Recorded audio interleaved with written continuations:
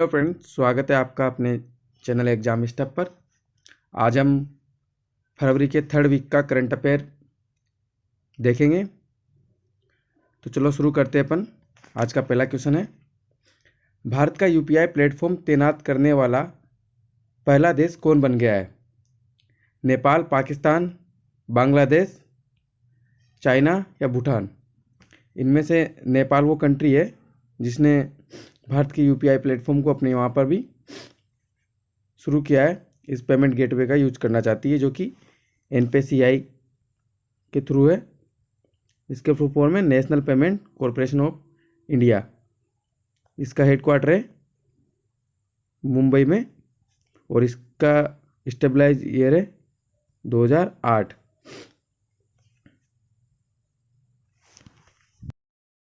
अगला क्वेश्चन देखते हैं। एरिक जैक्सन किस देश से संबंधित है? एरिक जैक्सन अमेरिका की है, जिन्होंने हाल ही में बीजिंग ओलंपिक के अंदर गोल्ड मेडल लिया है। किसमें? स्पीड स्केटिंग में। ये पहली ब्लैक वुमन है अमेरिका की जिन्होंने स्पीड स्केटिंग में गोल्ड मेडल अर्न किया है। चलो आगे बढ़ते हैं। स्पेस ने पश्चिम बंगाल के सुंदरबन में महिलाओं के लिए वेस्ट टू वेल्थ क्रिएशन कार्यक्रम शुरू किया है। कौन सी संस्था है जिसने ये कार्यक्रम शुरू किया है? आरबीआई, सिडबी, एसबीआई, पीएनबी या इनमें से कोई नहीं? तो सिडबी है जिसने ये कार्यक्रम शुरू किया है। आगे बात करते हैं। भारत में ड्रोन के विकास के संदर्भ में निम्नलिखित कथनों पर विचार करें। मेक इन इंडिया कैंपेन को मजबूती देते हुए केंद्र सरकार ने विदेश से ड्रोन आयात पर रोक लगाई है। दूसरा कथन है, भारत सरकार ने बजट 2022-23 में किसान ड्रोन के विकास की बात कही है।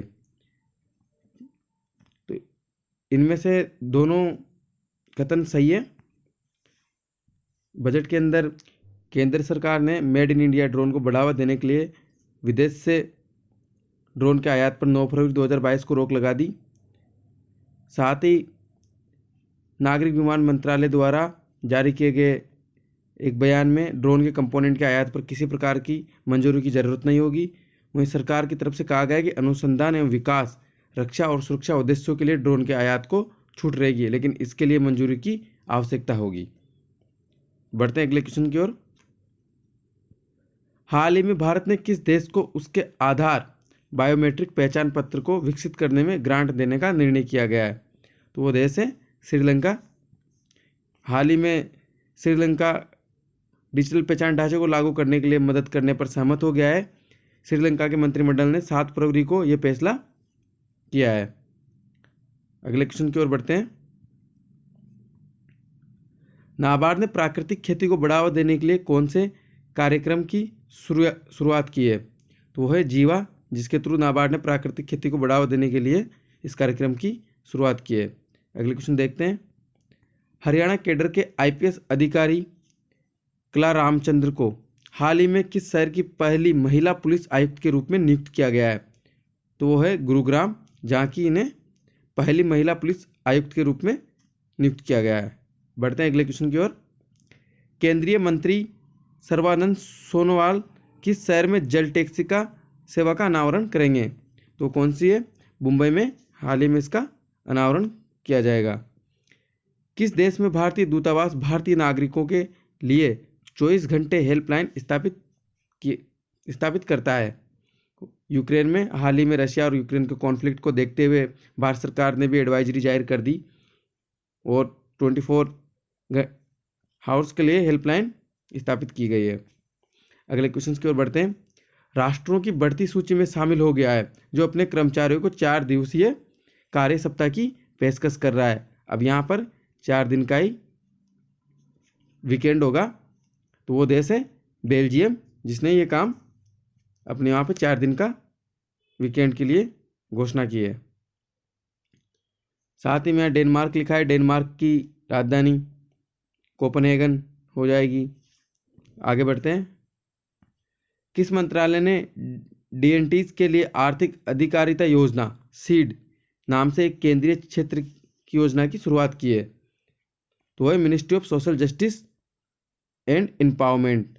सीट के थ्रू हम किस क्षेत्र पे ध्यान देंगे? एजुकेशन, हेल्थ और रिहेब। इसमें जो नोमैडिक होते हैं और जो अनआइडेंटिफाइड बहुत ही रेयर ट्राइब्स होती है, उनकी हेल्थ, उनकी एजुकेशन और उनको एक जगह आवास देने के उस पर विचार किया जाएगा। उसके लिए योजना लाई गई है। अगला क्वेश्चन है, निम्नलिखित कथनों पर विचार करें और कूट का चयन करें। For the first time in India, Bharat में पहली बार सिख सोल्जर के लिए कॉम्बैट हेलमेट डिजाइन किया गया है, जो कि, और दूसरा स्टेटमेंट है, इसको डिजाइन करने वाली कंपनी है MKU कंपनी, जो कि बेंगलुरु में है। तो इसमें सेकंड स्टेटमेंट गलत है, वो बेंगलुरु में नहीं, कंपनी MKU है, लेकिन ये कानपुर में है। इस तरह से इस क्वेश्चन का आंसर हो जाएगा ओनली 1। और उस हेलमेट की क्या विशेषता है ये भी दिखा दे दें।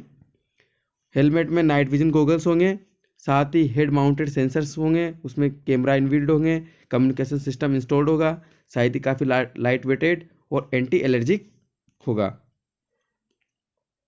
अगले क्वेश्चन की ओर बढ़ते हैं। निम्नलिखित में से किस IAS अधिकारी को हाल ही में केंद्रीय माध्यमिक शिक्षा बोर्ड के नए अध्यक्ष के रूप में नियुक्त किया गया है? तो वह है विनीत जोशी जी, जिनको हाल ही में CBSE के अध्यक्ष के रूप में नियुक्त किया गया है। अगले क्वेश्चन की ओर बढ़ते हैं। नीति आयोग और कौन सी company fintech open hackathon launch करेगी? तो वो है फोनपे, जिसने ये काम किया है नीति आयोग के साथ में मिलके।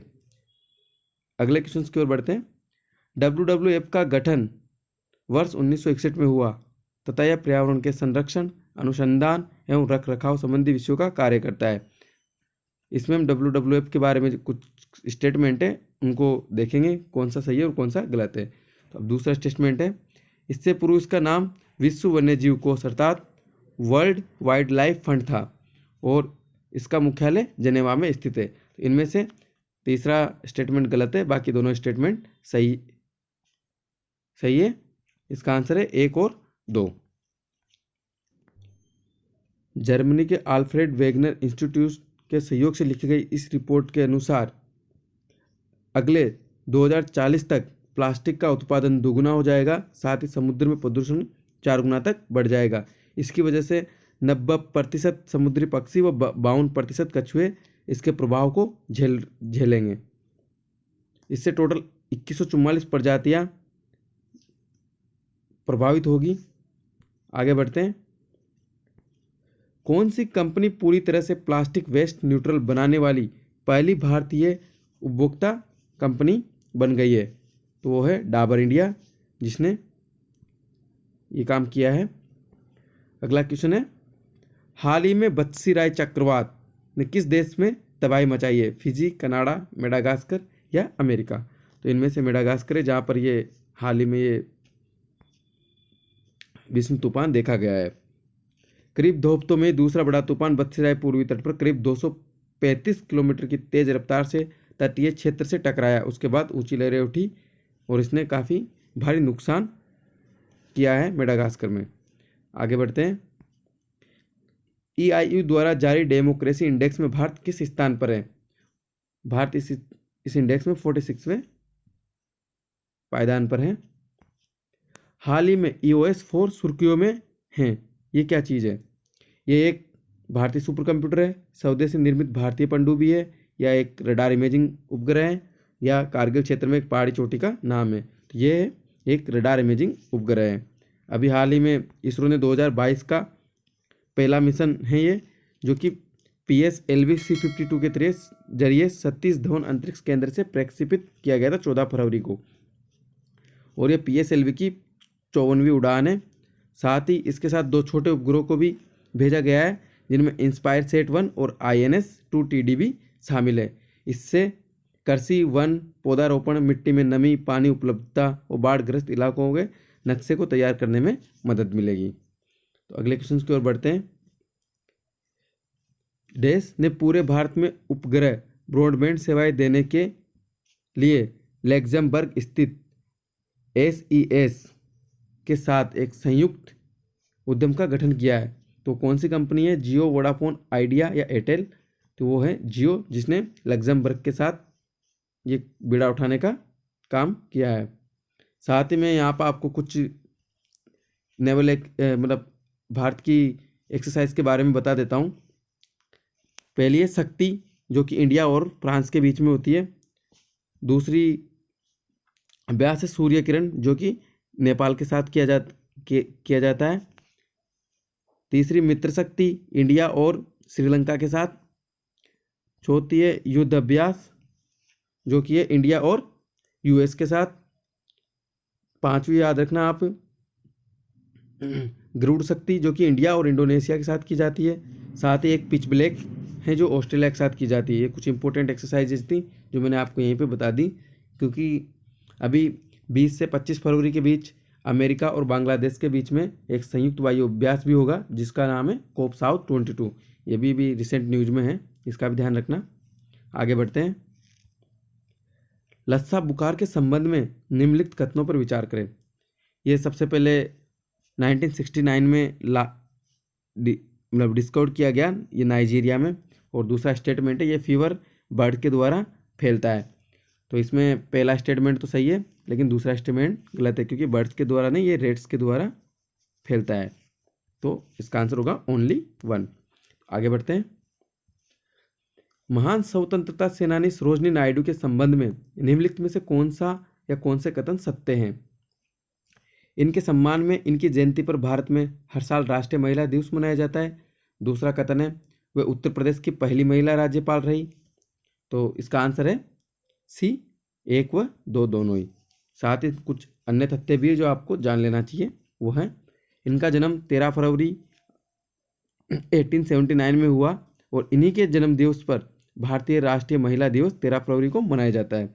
ये देश की सौर कोकिला कही जाने वाली स्वतंत्रता सेनानी, भारत छोड़ो आंदोलन में भी सक्रिय भूमिका के कारण अंग्रेजों ने 21 महीने तक जेल में रखा था। वो भारत की पहली महिला गवर्नर भी थी। साथ ही उत्तर प्रदेश की पहली महिला राज्यपाल रही। वह 1925 में कांग्रेस की अध्यक्षा भी इन्होंने की थी। आगे बात करते हैं, अगले क्वेश्चन को देखते हैं। बुर्किना फासो की राजधानी क्या है।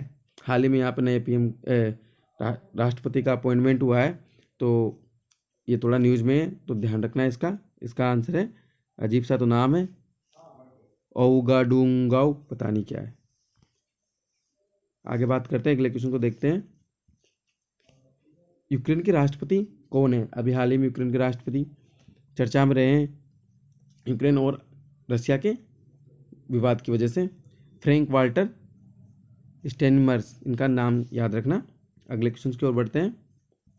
बहुराष्ट्र मेगा नौसैनिक अभ्यास मिलन के संबंध में निम्नलिखित में से कौन सा कथन असत्य है। तो पहला कथन है मिलन एक वार्षिक बहुपक्षीय नौसेना अभ्यास की एक सीरीज है। दूसरा कथन है इसका उद्देश्य मित्र राष्ट्रों की नौसेनाओं के बीच व्यावसायिक संपर्कों को बढ़ावा है, सामुद्रिक क्षेत्र में एक दूसरे के सर्वश्रेष्ठ प्रचलनों से ज्ञान प्राप्त करना है। साथ ही इसके मौजूदा 2022 संस्करण का विषय सौहार्द, सामंजस्य और सहयोग है। चौथा कथन है कोरोना वायरस के लगातार बढ़ते मामलों को देखते हुए मिलन 2022 को टाल दिया गया था। तो इसमें असत्य है पहला, मिलन एक वार्षिक बहुपक्षीय नौसेना अभ्यास की एक सीरीज है। बाकी तीनों कथन सही है। बढ़ते हैं अगले क्वेश्चन की ओर। निम्नलिखित में से हाल ही में किस मंत्रालय द्वारा स्माइल योजना की शुरुआत की गई है।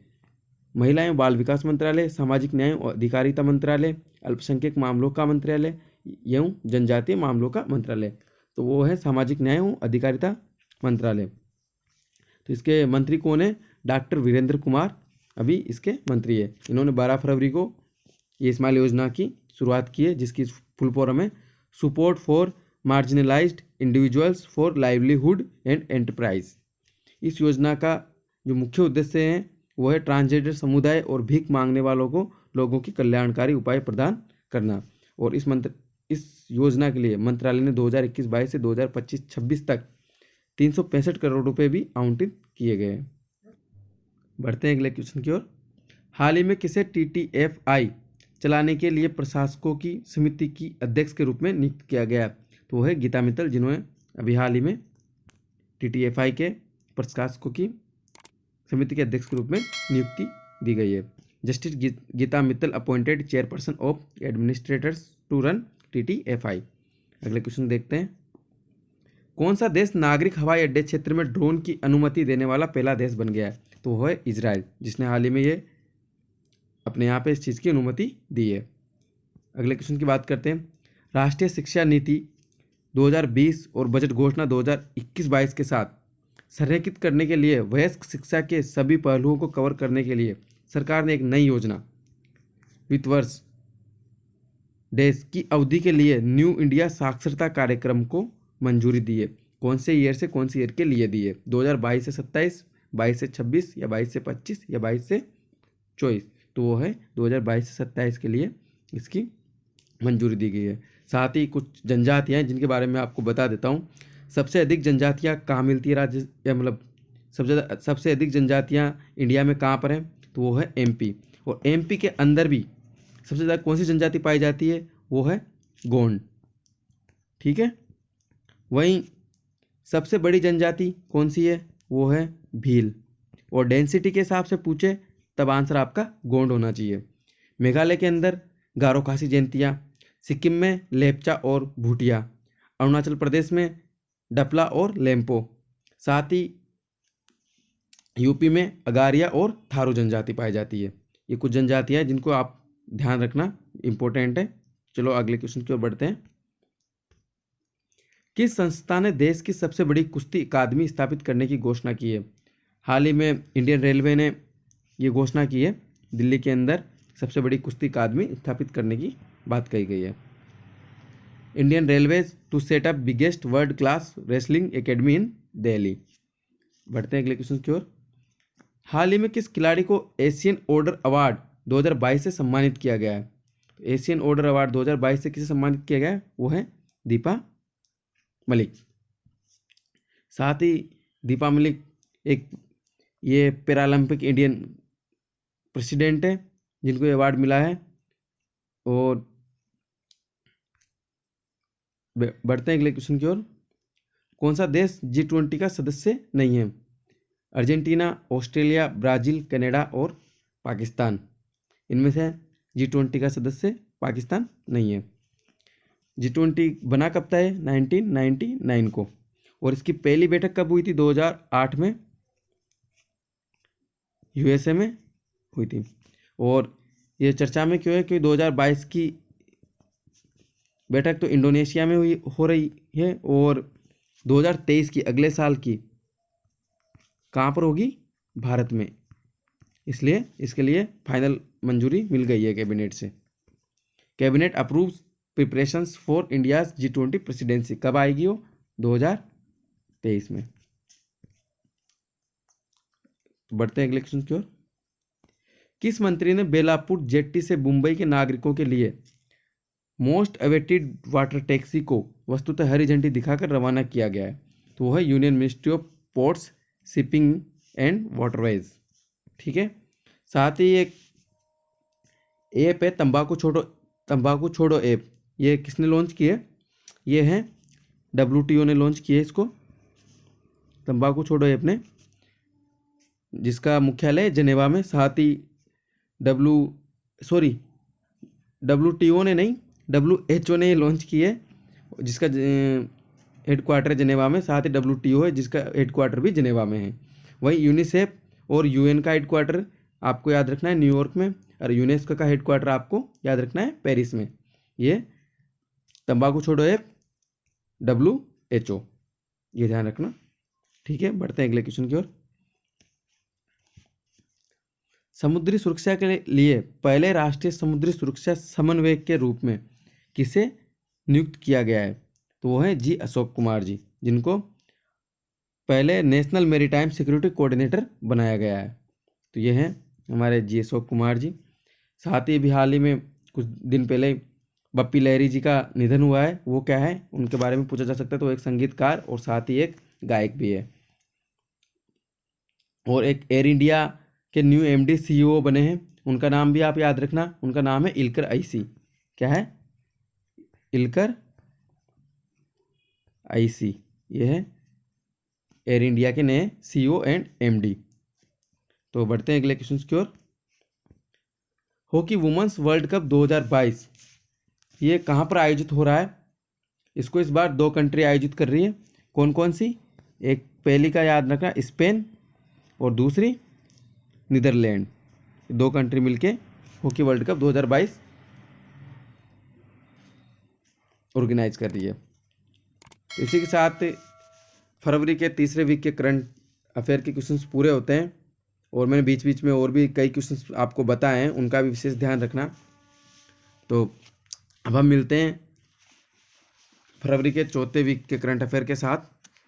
तब तक के लिए इजाज़त दीजिए, और चैनल को लाइक और सब्सक्राइब नहीं किया हो तो प्लीज़ लाइक एंड सब्सक्राइब करें और शेयर भी करें। धन्यवाद।